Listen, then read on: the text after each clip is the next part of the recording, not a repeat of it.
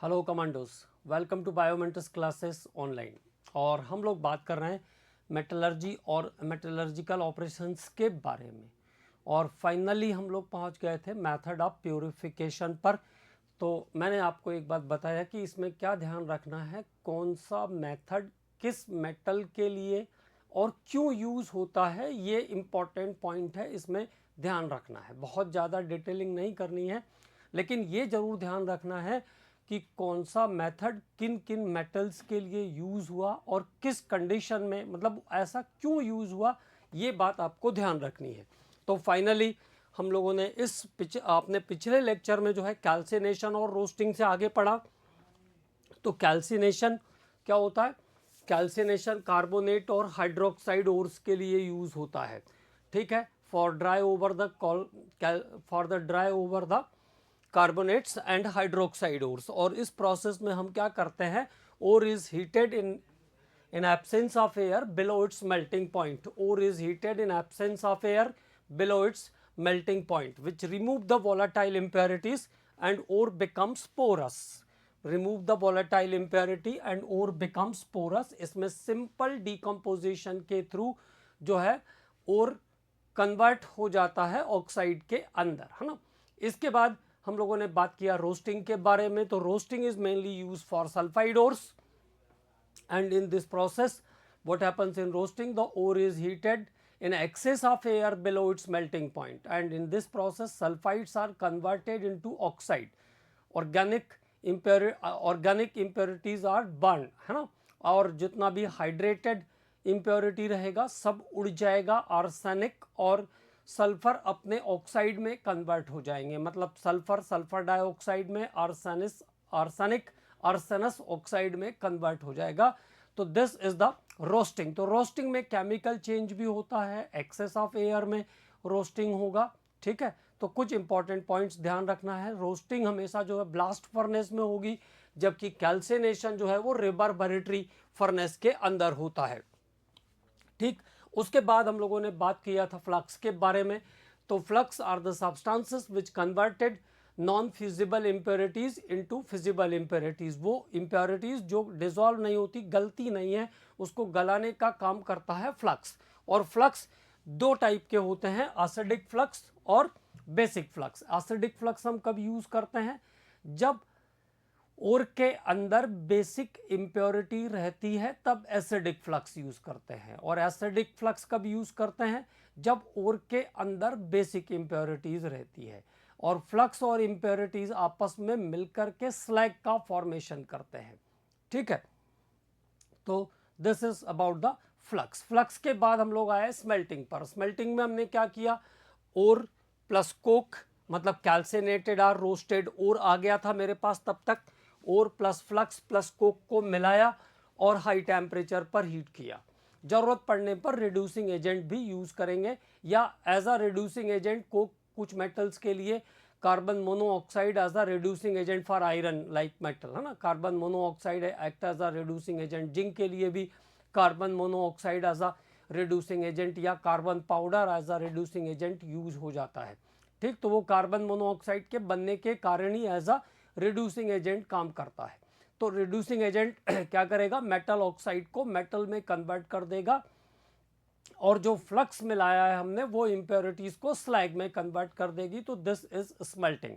फिर मैंने आपको बोला कि बहुत सारे मेटल ऐसे हैं जिसमें हम स्मेल्टिंग की जगह पे अलग अलग मेथड यूज कर सकते हैं, जैसे कार्बन रिडक्शन। तो लेस इलेक्ट्रोपॉजिटिव मेटल्स जो है, जैसे आयरन है, जिंक है, लेड है, इनके लिए हम कार्बन रिडक्शन करते हैं, मतलब कार्बन पाउडर के साथ इनको हम हीट कर सके मेटल ऑक्साइड से मेटल में कन्वर्ट कर सकते हैं। तो this is about carbon reduction. Carbon reduction के बाद हम लोगों ने बात किया एल्यूमिनियम रिडक्शन के बारे में। तो हाई मेल्टिंग पॉइंट वाले जो मेटल्स हैं जो एल्यूमिनियम के नीचे आते हैं, मतलब जिनका ई नॉट वैल्यू एल्यूमिनियम से बड़ा है, पॉजिटिवली बड़ा है, उनमें जो है हम एल्यूमिनियम रिडक्शन यूज़ कर सकते हैं। इसको गोल्ड स्मिथ एल्यूमिनोथर्मिक रिडक्शन भी कहते हैं। गोल्ड स्मिथ एल्यूमिनोथर्मिक रिडक्शन भी इसको हम कहते हैं। तो वहाँ पर एल्यूमिनियम पाउडर के हेल्प से हम मैग्नीज, गोल्ड मैग्नीज, इसके बाद वैनेडियम, मैग्नीज, वेनेडियम, मोलिब्डेनम ऐसे मेटल्स को हम कन्वर्ट कर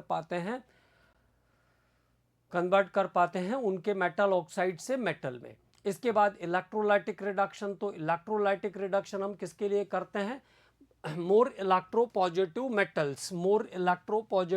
मेटल्स जैसे सोडियम, पोटाशियम, कैल्शियम, मैग्नीशियम, इन सब के लिए हम इलेक्ट्रोलाइटिक रिडक्शन करते हैं। एंड फॉर एल्यूमिनियम ऑल्सो, और एल्यूमिनियम के लिए भी हम इलेक्ट्रोलाइटिक रिडक्शन कर पाते हैं। हालांकि एल्यूमिनियम मोर इलेक्ट्रोपॉजिटिव मेटल की कैटेगरी में नहीं आता है, वो मॉडरेट इलेक्ट्रोपॉजिटिव मेटल है, लेकिन फिर भी उसके लिए हम इलेक्ट्रोलाइटिक रिडक्शन कर पाते हैं क्योंकि उसकी कंडक्टिविटी को हम बढ़ा लेते हैं। ठीक है, देन हमने बात किया सेल्फ रिडक्शन के बारे में। तो जहां पर सेम मेटल का ऑक्साइड और सल्फाइड एक दूसरे को रिड्यूस करता है उसको हम कहते हैं सेल्फ रिडक्शन। कॉपर, मर्क्यूरी और लेड के लिए हम सेल्फ रिडक्शन भी कर सकते हैं। उसके बाद हम लोगों ने बात करना शुरू किया about the next topic and that is purification of metal. तो प्यूरिफिकेशन के लिए सबसे बेस्ट टेक्निक है इलेक्ट्रोलाइटिक रिफाइनिंग और इलेक्ट्रोलिसिस, जिसमें हम एक थिक इम्प्योर मेटल का रॉड एनोड के जैसा और थिन प्योर मेटल का रॉड कैथोड के जैसा लेते हैं। Both the electrodes are immersed in suitable solution of electrolyte, और इन दोनों रॉड्स को हम सुटेबल सॉल्यूशन ऑफ इलेक्ट्रोलाइट में डाल देते हैं और बाहर से इलेक्ट्रिसिटी देंगे, इलेक्ट्रोलाइटिक से लाइए। ठीक, तो इलेक्ट्रिसिटी देने पर क्या होगा? एनोड पर ऑक्सीडेशन होगा, यहाँ पे मेटल आयन डिस्चार्ज होंगे and that metal ion is deposited at cathode. Anode से जाकर के मेटल आयन कैथोड पर जमा हो जाएंगे। It means the pure metal is deposited at cathode and all the impurities are settle down below anode and it is known as anode mud, जिसको हम anode mud कहते हैं। तो यहाँ तक की बात हम लोगों ने कर लिया था। और कौन कौन से मेथड किस किस मेटल के लिए किन परिस्थितियों में किन कंडीशंस में यूज होते हैं उसके बारे में हम लोग बात करेंगे। फिर इंडिविजुअल मेटल्स की मेटलर्जी पर बात करेंगे और फिर फाइनली अलिंगम डायग्राम के बारे में बात करेंगे इस यूनिट के अंदर, है ना। तो चलिए अगले प्रोसेस को देखते हैं। अगला प्रोसेस क्या है? लिक्वेशन। लिक्वेशन हिंदी में इसको कहते हैं द्रवण। लिक्वेशन जैसा इसका नाम है।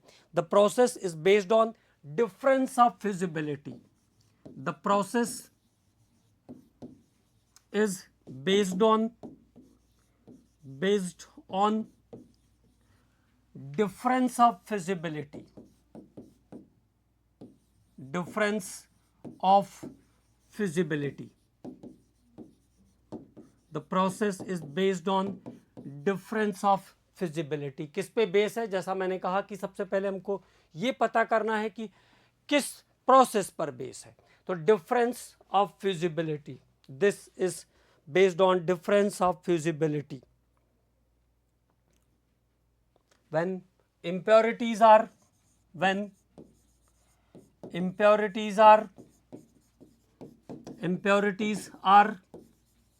less feasible, impurities are less feasible than metal. Impurities are less feasible than metal. जब इम्प्योरिटीज जो है वो लेस फिजिबल है, impurities are less feasible than metal.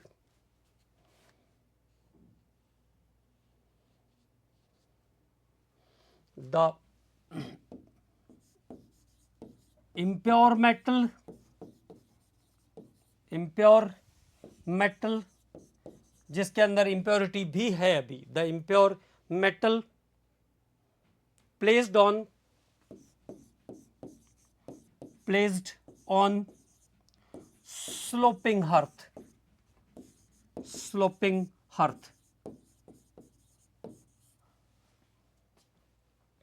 metal melt first and flow down. ठीक है, तो इसके लिए हमने काम क्या किया? एक स्लोपिंग हर्थ के ऊपर रखा इम्प्योरिटीज और मेटल को, इम्प्योर मेटल को। तो तो जहाँ से मेटल मेल्ट होती जाएगी और धीरे धीरे धीरे धीरे पूरी मेटल क्या होगी, डाउन साइड चली जाएगी और इम्प्योरिटीज यहीं पर बचे रहेंगे। ये है लिक्वेशन। तो दिस इज लिक्वेशन। ठीक, किसके किसके लिए अब लिक्वेशन यूज करते हैं, ये इंपॉर्टेंट बात है। तो बिस्मथ, टिन, लेड और मर्क्यूरी, बिस्मथ, टिन, लेड और मर्क्यूरी के लिए हम लिक्वेशन यूज कर सकते हैं। This is the important point. ठीक है, तो इसी तरीके से सभी प्रोसेस को आपको ध्यान में रखना है कि किसके लिए हमने क्या यूज किया और क्यों यूज किया, ये इंपॉर्टेंट बात है। सारे क्वेश्चन हमारे इसी पर बेस्ड होते हैं। तो लिक्वेशन बिस्मथ, टिन, लेड और मर्क्यूरी के लिए यूज हो सकता है।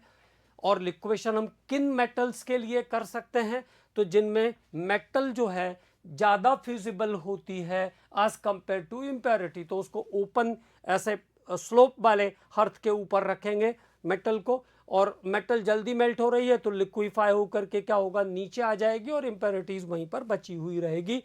तो दिस इज द लिक्वेशन, इसको हम कहते हैं liquation. This method is called liquation. Bismuth, tin, lead और मर्क्यूरी के लिए यूज होगा liquation. Then the next process for the purification is distillation. Distillation, और पहले भी बताया है मैंने आपको डिस्टिलेशन के लिए for volatile metals, for volatile metals के लिए यूज होगा डिस्टिलेशन। कौन कौन से volatile metal हैं, जिंक, कैडमियम और मर्क्यूरी। तो जिंक, कैडमियम और मर्क्यूरी मतलब जो हीट करने पर मेल्ट होंगे और मेल्ट होने के बाद मतलब लिक्विड स्टेट में आएंगे और लिक्विड स्टेट पे आने के बाद वेपर्स फॉर्म कर सकते हैं। तो जो वेपर्स फॉर्म कर सकते हैं उनके लिए हम यूज करेंगे डिस्टिलेशन।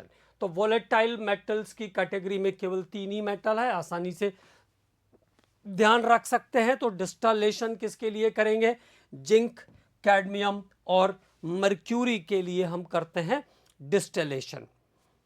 डिस्टिलेशन के बाद अगले पर बात करते हैं pyrometallurgy.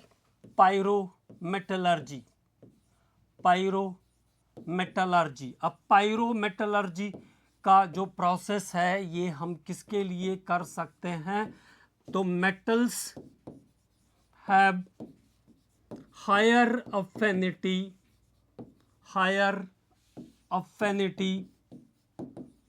With oxygen, higher affinity with oxygen. वो मेटल्स जिनका ऑक्सीजन से हायर अफिनिटी होता है, मतलब जो ऑक्सीजन के साथ शीघ्रता से रिएक्ट कर सकती है।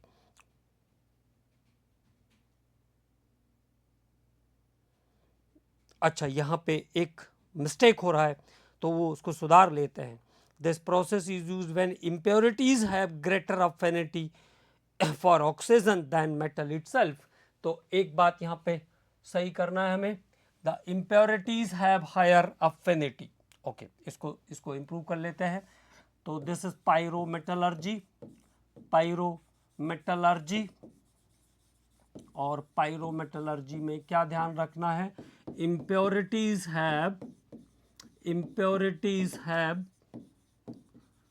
Higher affinity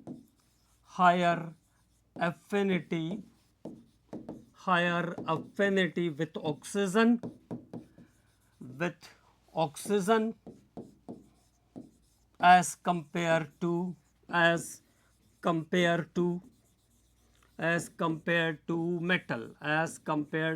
metal। जब impurities की ऑक्सीजन के लिए अफिनिटी मेटल्स के कंपैरिजन में ज़्यादा होगी तो उसके लिए हम यूज़ करेंगे पायरोमेटलर्जी। मतलब इम्प्योरिटीज तेजी से ऑक्सीडाइज होंगे, और ऑक्सीडाइज होंगे इसका मतलब वो अलग भी होते जाएंगे। आयरन, कॉपर और सिल्वर, आयरन, कॉपर और सिल्वर के लिए हम ये टेक्निक यूज करते हैं। आयरन, कॉपर और सिल्वर के लिए हम पायरोमेटलर्जी की टेक्निक यूज कर सकते हैं। वो एक बार फिर से रिवाइज कर लेते हैं। impurities have higher affinity with oxygen as compare to metal itself. Okay, तो उसके लिए यूज करेंगे हम पायरोमेटलर्जी। पायरोमेटलर्जी के बाद बात करते हैं क्यूपलेशन के बारे में। क्यूपलेशन, तो क्यूपलेशन किसकी मेटलर्जी में यूज होता है, ये बहुत इंपॉर्टेंट पॉइंट है, ऐसा क्वेश्चन आ चुका है। तो सिल्वर की मेटलर्जी में यूज होता है। सिल्वर के साथ हमेशा जो है लेड, जब सिल्वर इम्प्योर होता है तो उसके साथ लेड मिला हुआ होता है। This is called argentiferous galena. Silver के साथ पीबीएस का प्रेजेंस रहता है। ठीक है, तो अब देखो क्यूपलेशन में क्या करते हैं। this process is takes place in a oval shape small furnace, oval shape small furnace made up of bone ash, made up of bone ash, हड्डियों की राख से बना हुआ एक ओवल शेप छोटा सा फर्नेस होगा जिसको कहते हैं क्यूपल। तो this process is takes place in a oval shape small furnace made up of bone ash. It is known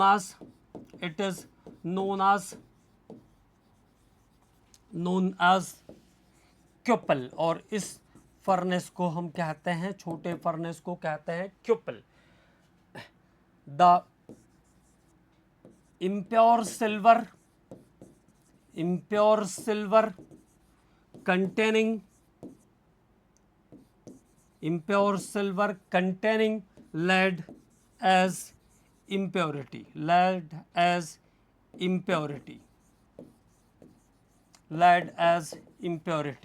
ठीक है। तो इम्प्योर सिल्वर के अंदर lead as a impurity present रहता है, lead as impurity. Pb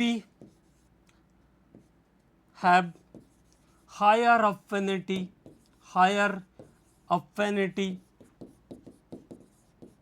with oxygen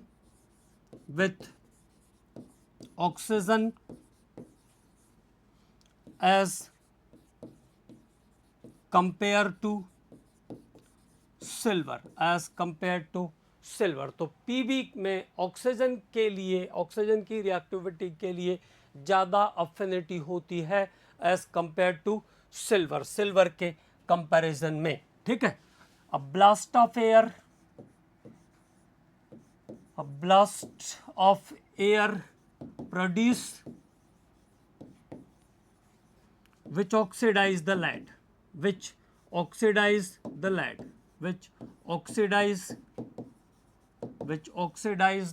lead। तो blast of air जब produce करेंगे तो वो क्या करेगा, लेड को ऑक्सीडाइज कर देगा, मतलब लेड को पीबीओ में कन्वर्ट करके रिमूव कर देगा। तो which oxidise the lead. Okay, तो this is known as cupellation. Silver की मेटलर्जी में यूज होता है क्यूपलेशन, ये एक इंपॉर्टेंट पॉइंट है। क्यूपल छोटा ओवल शेप फर्नेस जो कि बोन एश से बना हुआ होगा, और इसमें लेड और सिल्वर के मिक्सचर को रख करके बाहर से ब्लास्ट ऑफ एयर देंगे, जिसके कारण लेड की सिल्वर के कंपैरिजन में ऑक्सीजन के लिए ज़्यादा अफिनिटी होती है। तो लेड ऑक्साइड में कन्वर्ट होता जाएगा और बाहर उड़ता जाएगा और सिल्वर प्योर हो जाएगा। This is called cupellation. तो क्यूपलेशन के बाद अगला जो मेथड है it is known as poling. अब पोलिंग किसके लिए करते हैं, तो कॉपर के लिए पोलिंग करते हैं। ओल्ड टेक्निक था कॉपर को प्यूरिफाई करने का, पोलिंग, है ना। पोलिंग के लिए क्या करते हैं, ग्रीन वुड यूज करते हैं। तो molten mass of metal, molten mass of impure metal कह लीजिए, molten mass of impure metal, molten mass of impure metal,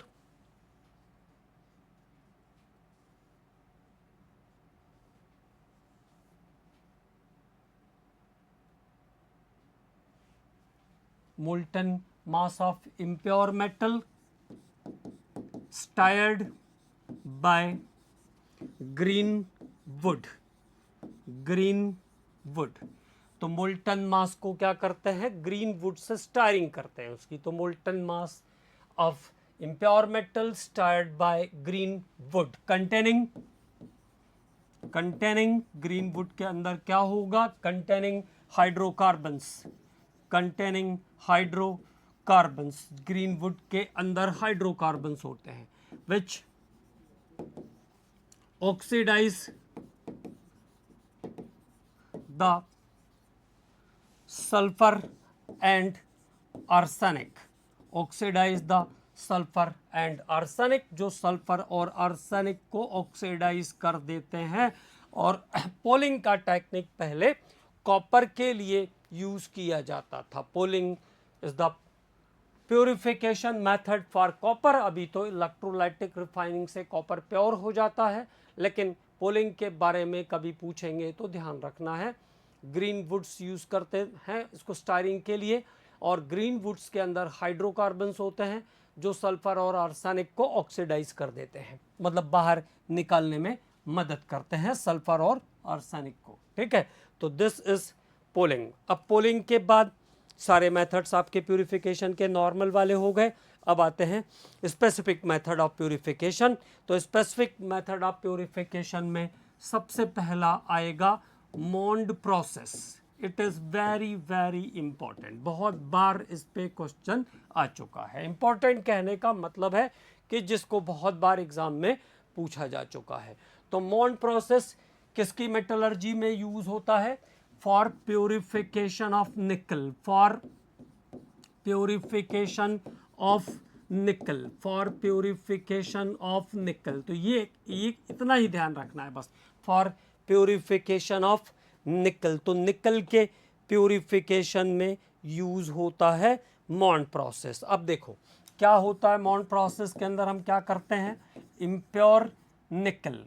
अब निकल के अंदर ये प्रॉपर्टी होती है कि ये कार्बन मोनोऑक्साइड के साथ, निकल form complex with carbon monoxide, ये किसकी प्रॉपर्टी है, निकल की प्रॉपर्टी है, इम्प्योरिटी की प्रॉपर्टी नहीं है ये बात ध्यान रखना है।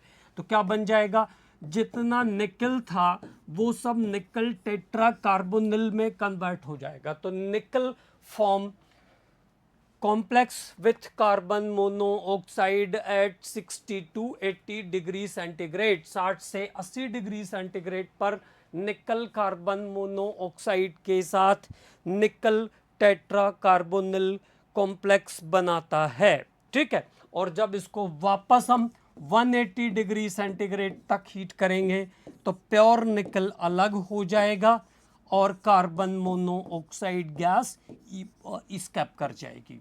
तो दिस इज द मॉन्ड प्रोसेस। तो मॉन्ड प्रोसेस किसकी मेटलर्जी में यूज होगा, it is used in the purification of निकल। ये निकल के प्योरिफिकेशन में यूज होगा। The when impure nickel is heated with carbon monoxide, then the nickel form complex with carbon monoxide, and that is nickel tetracarbonyl. At 180 degree this is decomposed into pure nickel, और 180 degree पर ये pure निकल में decompose हो जाएगा। तो ये हुआ मॉन्ड प्रोसेस, बहुत ही इंपॉर्टेंट है, ये ध्यान रखेंगे। मॉन्ड प्रोसेस के बाद अगला van Arkel process. Van आर्किल्स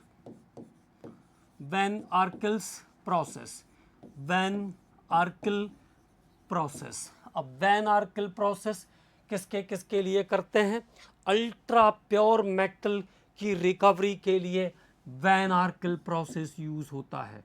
use to recover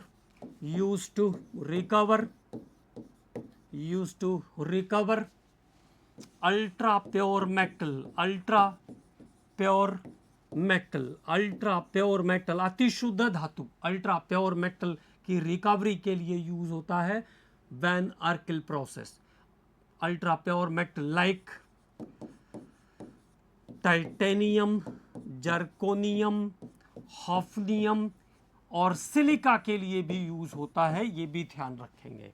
तो वैन आर्कल प्रोसेस इनके मेटलर्जी में यूज़ होता है। टाइटेनियम, जर्कोनियम और सिलिका के लिए यूज़ करते हैं इस मेथड को हम, ठीक है।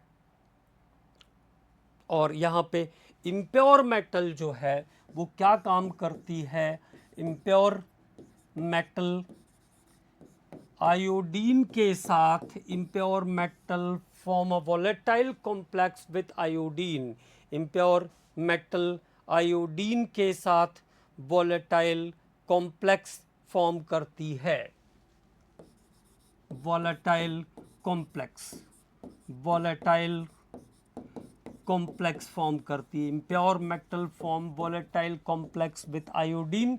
और जब टेम्परेचर बढ़ाएंगे, पहले टेम्परेचर रहता है 523 केल्विन, मतलब लगभग 250 डिग्री सेंटीग्रेड के आसपास मान लीजिए। उसके बाद फिर 1700 केल्विन के टेम्परेचर पर मेटल अलग हो जाएगा। और आयोडीन के बारे में सभी को पता है कि ये वॉलेटाइल होता है, तो इवोपरेट हो जाएगा iodine.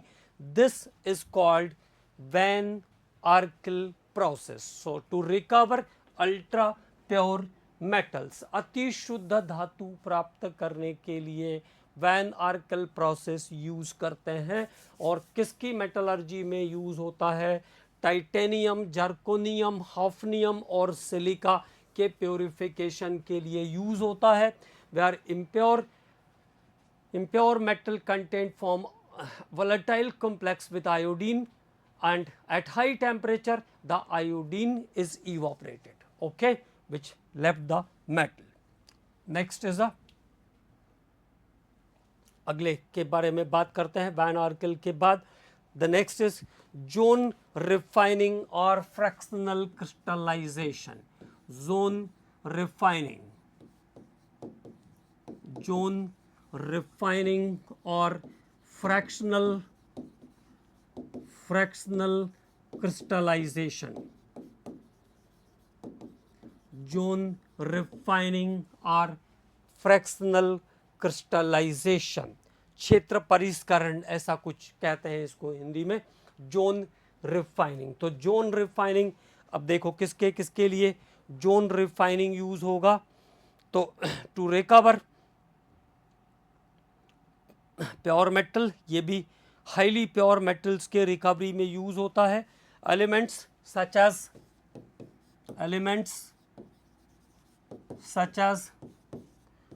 such as silica, germanium and gallium. It means having property of semiconductor. तो silica, germanium and gallium which are used as semiconductor, which are used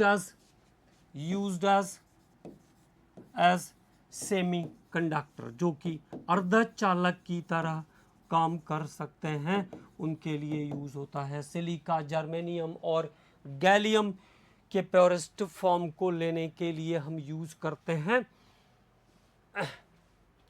fractional crystallisation और zone refining.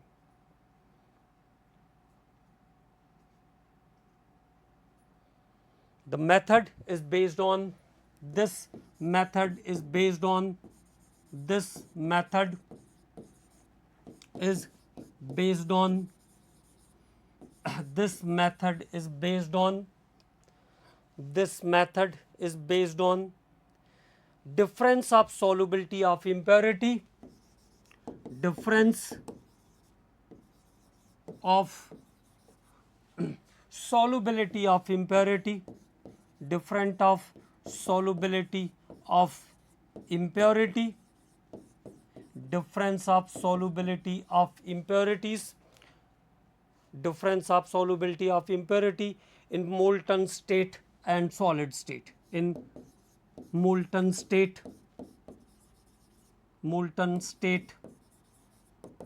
and solid state, molten state and solid state में जो impurity है उनकी solubility अलग अलग होती है। Molten state and solid state of metal, solid state of metal. तो जो इम्प्योरिटीज़ है उसकी मोल्टन स्टेट में और सॉलिड स्टेट ऑफ मेटल में सॉल्युबिलिटी अलग अलग जब होगी तो हम यूज़ करेंगे उसके लिए जोन रिफाइनिंग को। इसको फ्रैक्शनल क्रिस्टलाइजेशन भी कहते हैं। कॉम्पिटिटिव एग्ज़ाम के लिए केवल इतना इम्पॉर्टेंट है कि आप ध्यान रखिए, जो सेमीकंडक्टर वाले मेटल्स हैं उनके लिए हम करते हैं जोन रिफाइनिंग या fractional crystallisation. It is purified by fractional crystallisation. Silica, germanium और गैलियम जैसे मेटल के लिए हम करते हैं फ्रैक्शनल क्रिस्टलाइजेशन। फ्रैक्शनल क्रिस्टलाइजेशन, और इसके लिए ओवरऑल देखिए क्या करते हैं। अब आगे के प्रोसेस में a movable heater is fitted around a rod of impure metal. A movable heater is fitted around a rod of impure metal. The heater is slowly moved across the rod. एक heater रहेगा और वो heater rod के around क्या कर सकता है, move कर सकता है। Heater moves on from one end to another end of rod. ठीक है। The pure metal crystallise while the impurities are passes on the adjacent molten zone. तो प्योर मेटल जो है वो क्रिस्टलाइज हो जाएगी और इम्प्योरिटीज जो है वो दूसरे जोन में चली जाएगी। ये टेक्निक यूज करते हैं हम सेमीकंडक्टर्स के लिए। Once more, a movable heater is fitted around a rod of impure metal. The heater is slowly moved across the rod. The metal melt at a point of heating, and as the heater moves from one end to other end of rod, the pure metal crystallize and the impurities passes on the adjacent molten zone. ठीक है। तो ये कुछ methods हो गए purification के, जिनको हम डिफरेंट मेटल्स के प्योरिफिकेशन में यूज करते हैं। अब सीधे बात करेंगे हम अपने metallurgical operation of different metals पर, और उसमें सबसे पहले बात करेंगे कॉपर के बारे में। ठीक है।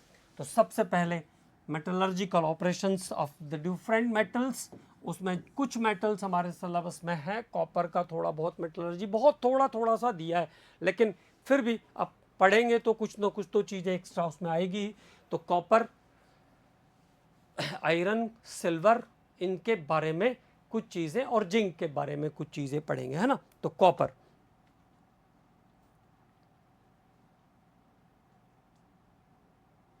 कॉपर जो है वो ह्यूमन बीइंग्स के द्वारा फर्स्ट यूज्ड मेटल भी है।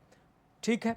तो फर्स्ट यूज्ड मेटल है कॉपर, और it is reported as early as 350 BC. It is reported as early as 350 BC by Romans.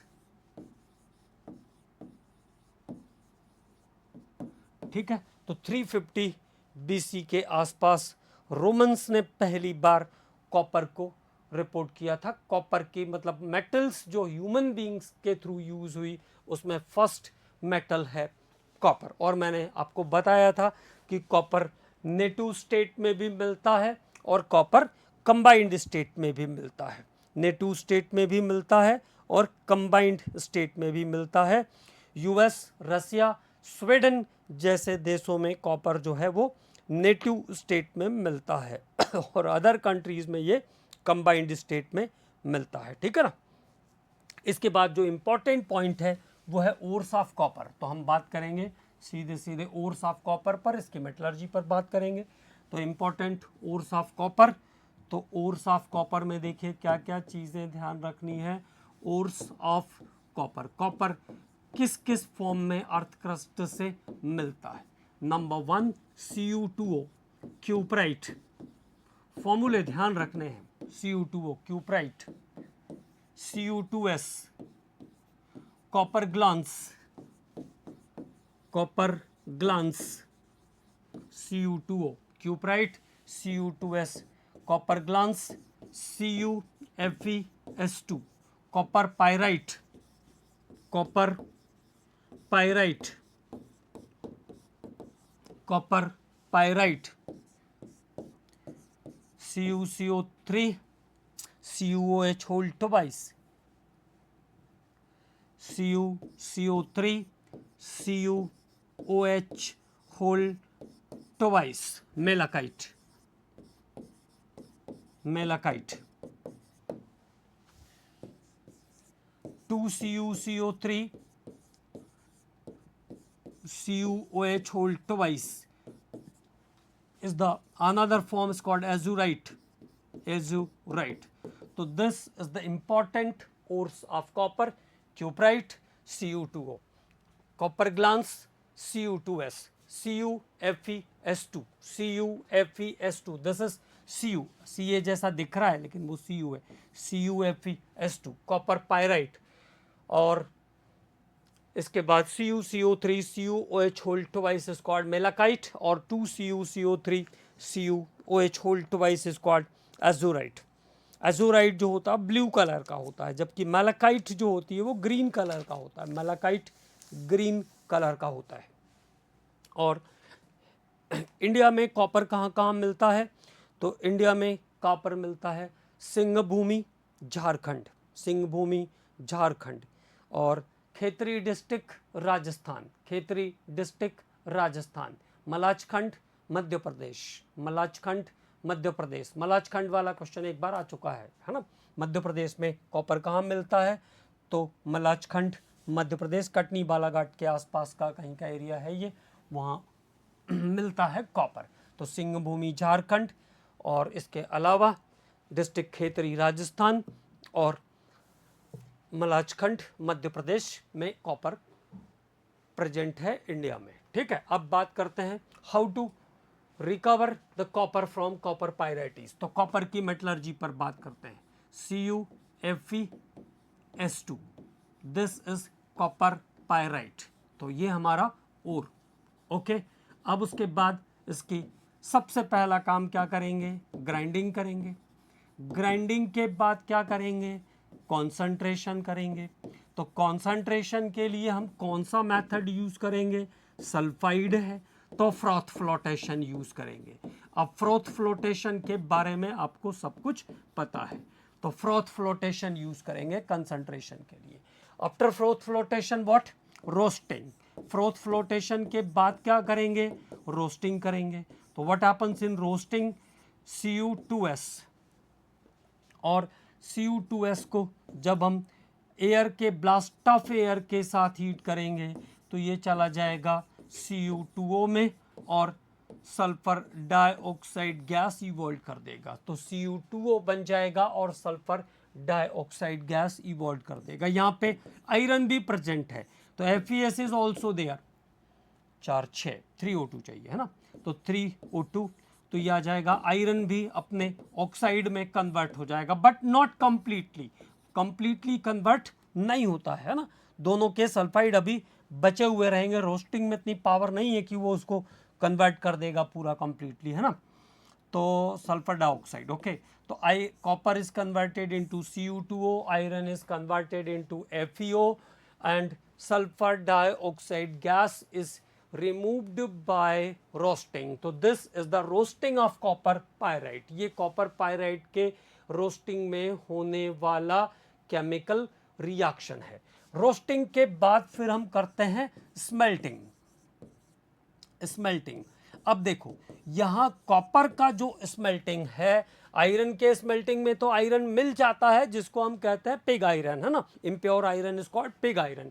लेकिन स्मेल्टिंग के बाद कॉपर नहीं मिल पाएगा, ये ध्यान रखना है. यहाँ पे कॉपर के स्मेल्टिंग के अंदर एक कॉम्पोजिशन मिलेगा, it is Cu2S plus FeS. तो कॉपर के स्मेल्टिंग में Cu2S प्लस FeS का कॉम्पोजिशन मिल रहा है, मतलब यहाँ कॉपर नहीं मिल पाया. इस कॉम्पोजिशन को हम कहते हैं matte. This composition is called matte इसको याद करके रखेंगे कि Cu2s प्लस FeS का कॉम्पोजिशन मिलता है कॉपर की मेटलर्जी में स्मेल्टिंग के बाद, और इस कॉम्पोजिशन को हम कहते हैं मैट, MATTE, मैट। ओके, तो this is the important point. What is the matte? It is mixture of Cu2s and FeS obtained by the smelting of copper, जो कि कॉपर की स्मेल्टिंग में मिला है। ठीक है, इसके बाद अब मैट आ गया Cu2s प्लस FeS, मतलब कॉपर तो नहीं आया, प्योर कॉपर नहीं आया। ठीक, तो अब जो अगला प्रोसेस करेंगे इसको हटाने के लिए, अब इसमें से पहले आयरन को पूरा हटाना पड़ेगा, और Cu2s का कुछ हिस्सा तो पहले रोस्टिंग में ही Cu2O में कन्वर्ट हो चुका है। ठीक, तो मतलब Cu2O तो है सिस्टम में, लेकिन मेजर जो कंपोजिशन है वो Cu2s और FeS का है, जिसको हम मैट कहते हैं। तो मैट आ गया। तो अब अगली जो टेक्निक आएगी, अगला जो फर्नेस जिसको हम यूज़ करेंगे वो है बेसेमराइजेशन। तो बेसेमर कन्वर्टर यूज़ करेंगे, बेसेमराइजेशन।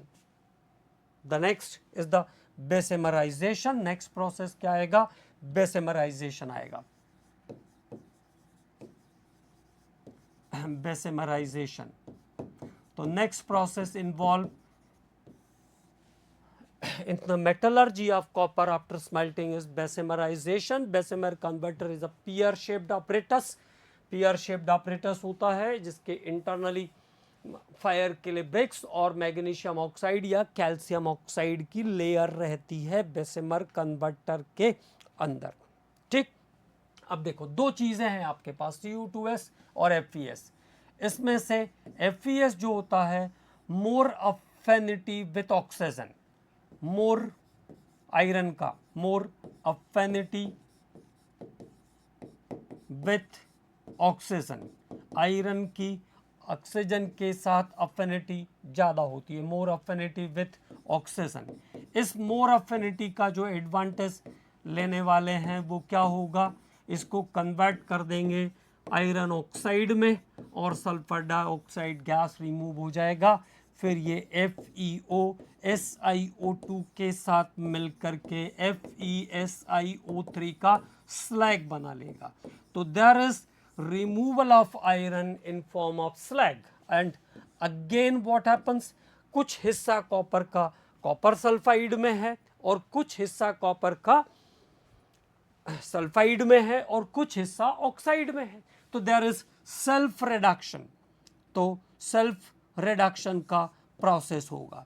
तो Cu2O plus Cu2s, the copper sulfide and the copper oxide itself react. This is called self reduction. इसको हम कहते हैं self reduction, स्वतः अपचयन। Now the copper is there.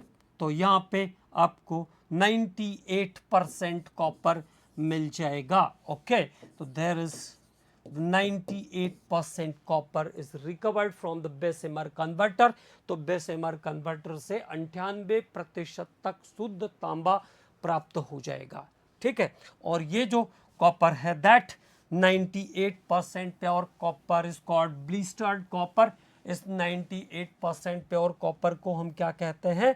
Blistered copper कहते हैं। 98% प्योर कॉपर मिल जाएगा and it is known as blistered copper. Blistered copper, इसको हम कहते हैं फफोलेदार तांबा। ब्लिस्टर्ड कॉपर क्या खास बात होती है? Why it is known as blistered copper? Because the molten mass absorb the sulphur dioxide gas. जब ये मोल्टन स्टेट में रहता है तो सल्फर डाइऑक्साइड गैस एब्जॉर्ब किए रहता है, और जब ठंडा होने लगता है then sulphur dioxide gas is removed, formation of bubbles, and by cracking of bubbles the surface becomes rough, और bubbles के cracking के कारण surface rough होने लगेगी, और इस rough कॉपर को, रफ सरफेस कॉपर को हम ब्लिस्टर्ड कॉपर कहते हैं। तो ये है 98% प्योर। अब क्या करना है? प्योरिफिकेशन करना है। तो व्हाट हैपन्स इन प्योरिफिकेशन? तो दो टेक्निक हम यूज कर सकते हैं। ओल्ड टेक्निक अभी अभी बताया मैंने आपको। ओल्ड वाला क्या है? Poling by poling, where it is stirred by green sticks, और यहाँ से 99% प्योर कॉपर मिलता है स्टायरिंग से। It is known as tough pitch copper, और इसको टेक्निकली टफ पिच कॉपर कहते हैं, टफ पिच कॉपर। और दूसरा जो टेक्निक है वो है electrolytic refining. Electrolytic refining give 99.99% pure copper, और इलेक्ट्रोलाइटिक रिफाइनिंग पर 99.99% प्योर कॉपर मिल जाएगा। ओके, तो there is two different methods for purification of copper. That is, old one is by poling and the green stick containing hydrocarbons which oxidize the sulfur into sulfur dioxide, जो कि sulphur को sulphur dioxide के form में निकालेगा, ठीक। और दूसरा जो टेक्निक है वो है electrolytic refining which gives 99.99% pure copper. Okay, तो this is about the metallurgy of copper. कुछ प्रॉपर्टीज पर भी इसके हम अगले लेक्चर में बात करेंगे, उसके बाद फिर आयरन के बारे में बात करेंगे।